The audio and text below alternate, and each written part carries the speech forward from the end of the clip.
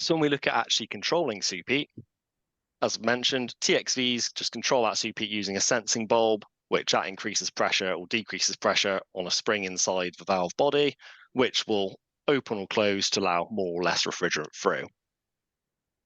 With larger systems, and for more close control, we use electronic expansion valves. Most supermarket applications out there will likely use these nowadays.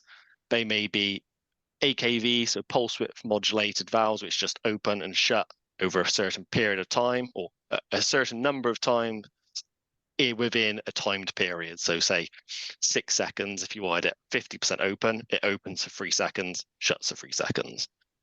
Or you get what we call stepper valves, which will wind themselves in and wind themselves out to more closely match the amount of refrigerant which it needs to let through.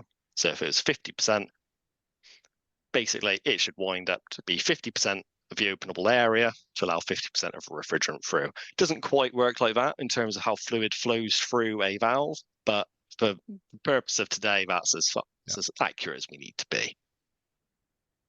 So on a supermarket, each evaporator needs to actually know what the pressure is equivalent to be able to calculate this, to calculate the superheat.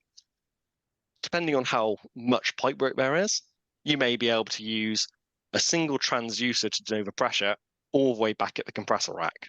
If it's a small system, it will ping a signal across and measure that pressure every 10 seconds. That may be enough because you've only got 30 feet of pipework. With our velocities, that refrigerant gas is getting back to that very quickly. There's no delays in measuring the pressure versus that refrigerant property.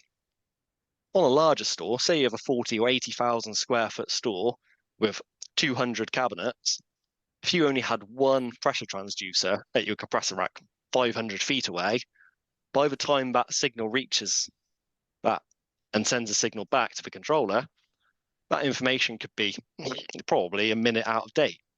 You could have started pumping your system down by then. It'll have no idea what pressure it's supposed to be and will give you completely inaccurate superheat values. So at that point, you can almost group similar cabinets with a single pressure transducer. So on the schematic we have here, we have a transducer on 3 cabinets, another one shared between 7, and then one for a cold room. They could all be spread out 200 feet apart, but it gives that closer control about that localized pipework. You could even go further than that and have one on every single cabinet, which I know some end users do. You get excellent control, but at much higher costs as well. So it's a trade-off between complexity, control, and cost.